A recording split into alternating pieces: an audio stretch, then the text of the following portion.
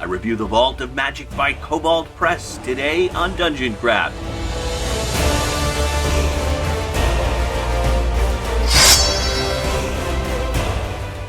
Welcome to Dungeon Craft. I'm Professor Dungeon Master. And I'm Deathbringer. Level up your game by subscribing and click the bell icon so you'll be informed when we upload new videos every week. Today we're going to be looking at the Vault of Magic by Kobold Press, and it contains about 200 magic items for use with your 5e D&D game. Now, full disclosure, I only review games and books I really like, and also I am a contributor to this one, but nevertheless, it really is awesome. Let's take a look. Vault of Magic by Kobold Press is hardbound, slick paper, 235 pages of magic items. And the main authors are Larwood, Lee, and Lockie. But there are also a lot of other contributors. V. The Crafting Muse, Patrick Rothfuss, Mike Sly Flourishay, Nerdarchus Ted, and yours truly, Professor Dungeon Master, is in here as well. So there's a variety of authors that have contributed to this book. The intro by Deborah Ann Wall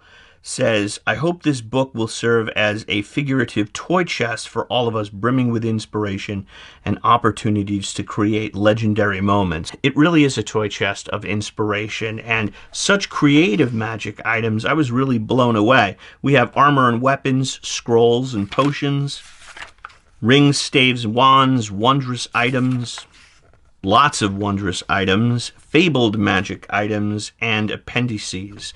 So the armor and weapons, it starts right there. And one of the things I really love are armor and weapons that are made from the body parts of monsters. And we have a number of them here.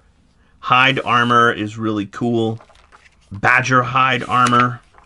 Blood-soaked hide. This is awesome. I personally am gravitating toward the grim dark magic items, and I'm going to be highlighting them, but I don't want to give you the impression this is a grim dark book. These magic items could be used with any tone campaign, but since I'm a grim dark guy, I'm just going to be focusing on things like blood-soaked hide and a bone whip. This whip is constructed of human vertebrae with their edges magically sharpened and pointed. Like, that is so cool. The consuming rod. This bone mace is crafted from a humanoid femur. I love it. Terrific illustrations all around. Really colorful. Hell-forged armor. Yes to that one. One of my favorites is the goblin shield, where it will bite the opponents, and it's just stuff like that that really gets me inspired. Like a rust monster shell, that is so awesome. It's great to give to an opponent and watch my players gasp in shock and horror as their weapons are rusted away, but also it's a really unique magic item that would be cool for players to get. Now, if you're afraid of characters getting magic items that are too powerful, by the way, I have an answer for that. Any kind of armor or shield on an attack roll of natural 20, an opponent will shatter it or destroy it. And this has the advantage of you're able to give more magic items to the player characters. So here's mine, the Verses of Vengeance, which is a massive holy tome bound in brass with a handle on the back cover, and you can use it as a shield or as a weapon and bludgeon your opponents to death. Special thanks to Joe and Cal, who helped me create this magic item. Cal, this one's for you. He's one of the players in my youth group, and he's also the moderator of the Dungeon Craft Discord, so I owe them a debt for helping me create the Verses of Vengeance, which I love that illustration, by the way. The Whip of the Blue Worm, it's made of dragon scales. That is awesome.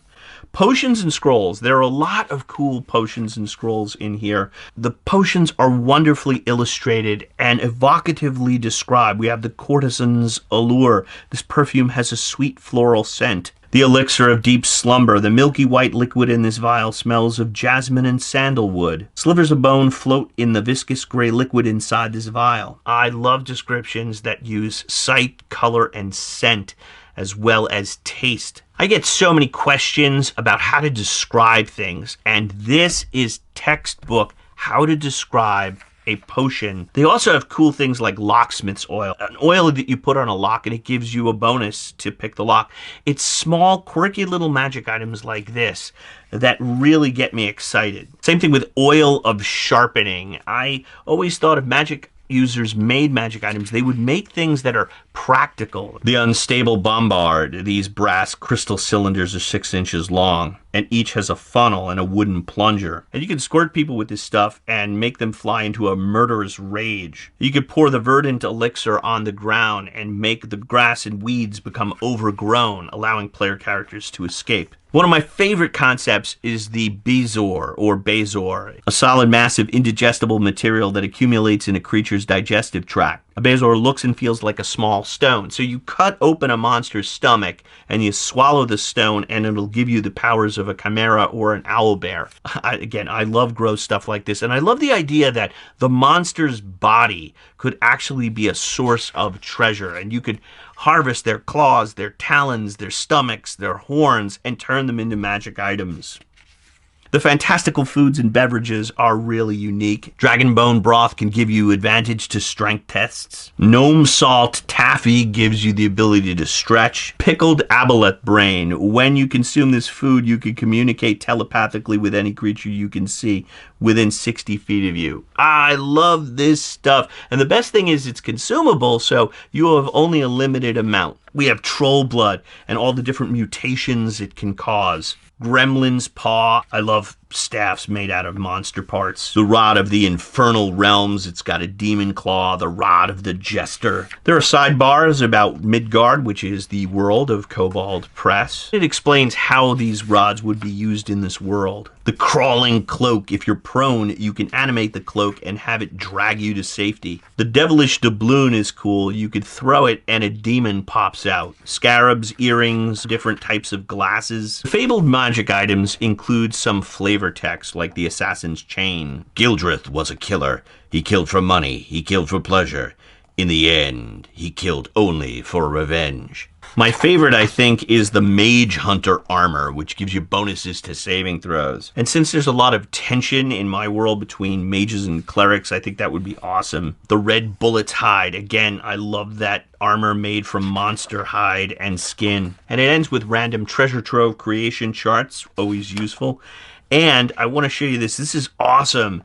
It has an index that incorporates not just these magic items, but the ones from the 5e Dungeon Master's Guide, and it puts them all in one convenient place. That is so cool. My main concern when you have a lot of different authors on a project, it seems like some of them were working on a different book, and that tone shift can be jarring, but here you get so many different magic items that having different voices is actually a bonus, and I really enjoyed looking at this book. I mean, you're getting hundreds of magic items here, so it is a great value if you're looking for magic items that are quirky and you want to surprise players because they know everything that's in the Dungeon Master's Guide. The Vault of Magic is awesome, and it is available at Kobold Press. Link below. You'll also find a coupon code that could be used to purchase Vault of Magic in various versions and formats, and it also works for any of the products on the Umbrella page. Also below, you'll find links to DungeonCraft on Facebook and Patreon. Patrons get access to extended versions of videos like this one, as well as access to the DungeonCraft Discord and a copy of Deathbringer, My House Rules. Thanks again to Kobold Press for inviting me to participate in this great book. I had a lot of fun, and you can check out more DungeonCraft videos right over here. May all your rolls be 20s. Deathbringer again. The blood spike armor on page 194 makes a great birthday present. Size triple XL.